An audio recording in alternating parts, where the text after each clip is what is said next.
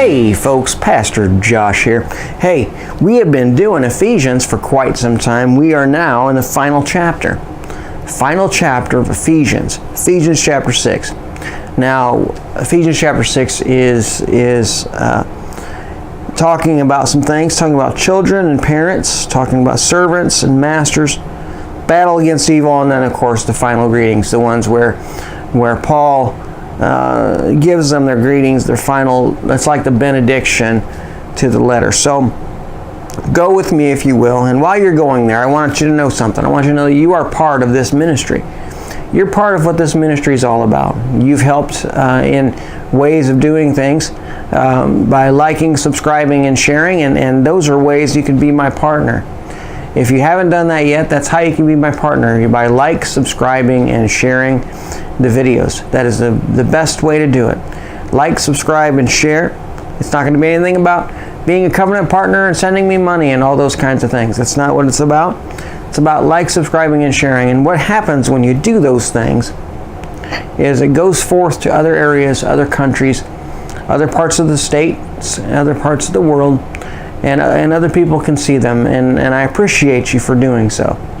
So, with that being said, please like, subscribe, and share the videos that others may see them and others may grow in the Lord just as you are as you watch these. So, let's go to Ephesians chapter 6. Are you there yet?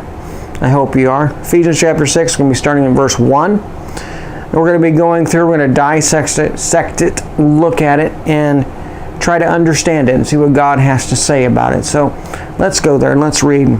Children, obey your parents in the Lord, for this is right. Honor your father and your mother, which is the first commandment, with a promise, so that it may be well with you and you may live long on the earth. Fathers, do not provoke your children to anger, but bring them up in the discipline and instruction of the Lord. So this is an invoking to families. I don't want to say but it's a charge to families. Okay. Here we talked about husbands and wives and their relationship. Now we're talking about the relationship of the family. What is the relationship of the family like? Children should obey their parents as in the Lord. Now, understand that children need to learn to obey their parents. Okay? So that takes discipline on the parents' part to help your children learn what it means to listen and learn what it means to understand what is proper in being respectful, what's proper in being in listening and doing what they're told. That takes some learning. That doesn't just come to them. It takes learning, and we as parents have to give them that discipline, that understanding. So, children, obey your parents in the Lord, for this is right. This is not just a charge for the children, but it's a charge for the parents. The parents have to bring about that knowledge of what it means to obey, what it means to listen, what it means to be respectful, what it means to be nice, what it means to treat people with respect. We as parents are also charged in this to teach our children what that means and what that's all about.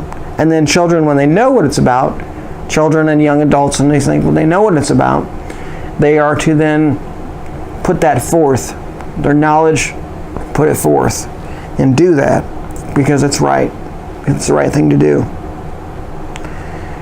In verse 2, he says, honor your father and your mother, which is the first commandment with a promise. Honor your father and your mother.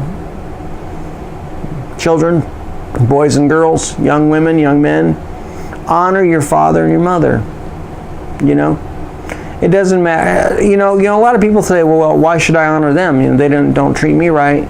You know, why should I treat them right? Listen, that's your mom and your dad, and they love you no matter what, and you should love them and honor them.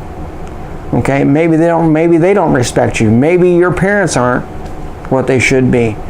But you should honor them, as in the Lord, to turn them around. To turn them around so that they understand what God is, how God's working in your life. Okay? So, verse 3. So that it may be well with you and you may live a long life on earth. Understand, parents predominantly, usually, know what's best for their children. And parents predominantly and usually try to help children see what they need to be doing and what's right for them, because they know what's right for you. So that's not in every case. Unfortunately, that's not in every case, but predominantly in the majority of things, parents know what's best for their children. And parents are to be doing those kinds of things, showing their children and what's right and what's best for them. And in doing so, the child will live a long life.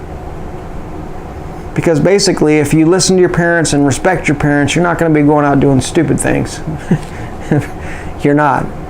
You might be adventurous, you might be these, but you're not going to take risks that would potentially harm you fatally, and those kinds of things. But we are to honor our parents. And here's the charge to fathers. The next line is the charge to fathers. Fathers, do not provoke your children to anger, but bring them up in discipline, instruction of the Lord. So don't be an antagonizer. Don't be one of these guys that a way of discipline is to antagonize and to pick and to bug and to provoke them into anger. That's not a healthy relationship. That's not what God would want. He says here in verse 4 that we are to bring them up in the discipline and instruction of the Lord. So it is our responsibility. Listen, and see, this is something that I can get on my high horse about this, but I won't. I'll say this real quickly. In America today, people are looking for the school system to teach their children about God. Teach their, biblical classes in school. Okay, that's fine. People want those things. That's fine.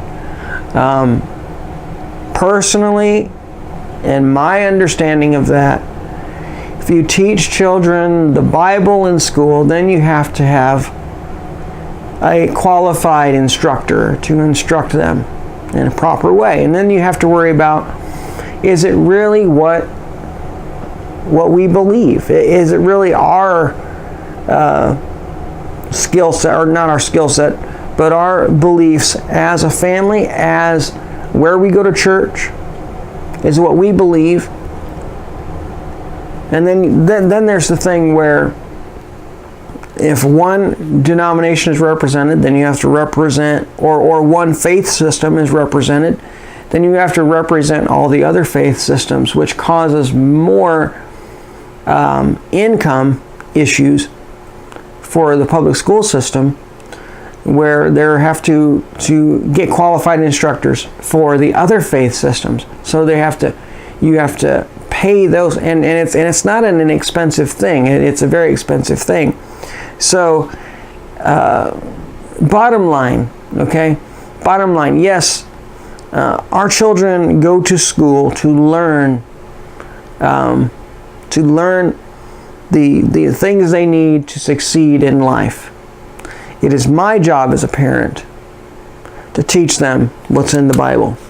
And it's my job as a parent to equip them to handle the things in life that are not going to be agreeable to them, that are going to go beyond or go contrary to what they believe. It is my job as a parent. It is not the public school system's job. It isn't. If we want our children to have the backup in the school that we give them in the home, then there are private schools for that. And I think that They're very much well in need. They're a need. They're a ministry that needs to be there. If you want your child to be backed up in school just as you are at home, then there are schools for that. Or there's homeschooling. There's homeschooling. You can homeschool them, and then you don't have to worry about what they're being taught in the public school system. But if we take all the Christian kids out of the public school system, then how are the kids in the public school system going to be reached? Okay? So, food for thought there. Food for thought there. Okay?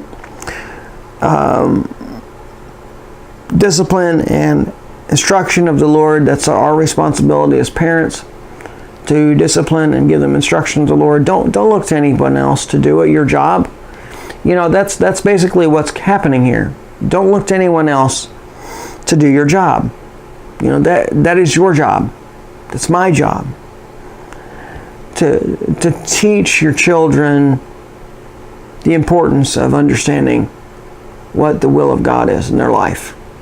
It's important for them to understand as well what the Bible says and why it says what it says. That's not this public school's job. There is parochial schools that can do that, and you can send them there if you want to. But if you can't afford that kind of thing, then it's up to you, and it should be up to you anyway. It should be your responsibility anyway to put your child in the understanding of what you believe as a family. It shouldn't be anybody else's job but yours. And it's wrong to expect someone else to do something, teach your kid something, teach your child something, when you yourself are not teaching your child that thing in the home. I can understand that the desire to have backed up in the school system during the day what you're teaching them at night and on days off. I can respect that. I can respect that. I can respect the desire of parents to say, I want my children to go to a school that backs up what we teach them at home to keep them well-rounded in the faith. I can respect that. But what I don't understand is when people aren't teaching them at home the faith that they believe, but yet they expect the school system to do it for them. That's where a lot of the Bibles in schools kinds of thing, that's where that falls into. Okay?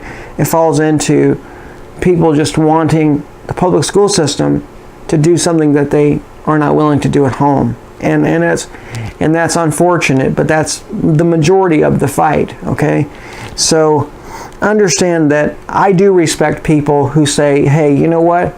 I want to put you in a school where they can back up what we believe, and they can teach us, they can teach you to go farther in your studies and in your life alongside us, you know, like a parochial school or something like that.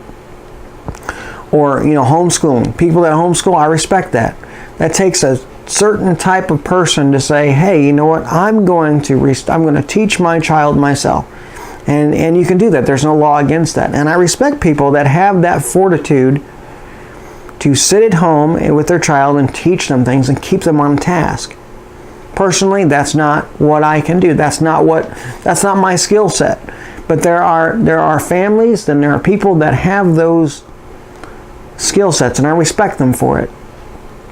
But predominantly in any school system, in any school setting, it is the parent's job to teach their child the disciplines of the Lord, not the schools, not society, but the parent's job, the mom and the dad, the grandparents, aunts and uncles, possibly, but predominantly mom and dad should be teaching the kids what the disciplines of the Lord are, not anyone else, not school system, because you do run into that. You do. I'm getting way off topic, but you do run into that. The possibility of the public school system saying, okay, well, we're going to put this faith system in, and it might be your type of faith system, but is it agreeable with what you teach them at home, or is there contradiction, or is there confusion?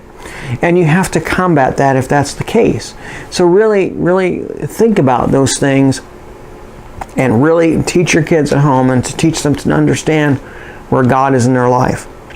Well, that's my challenge for today. Are you teaching your child the disciplines of God if you have children?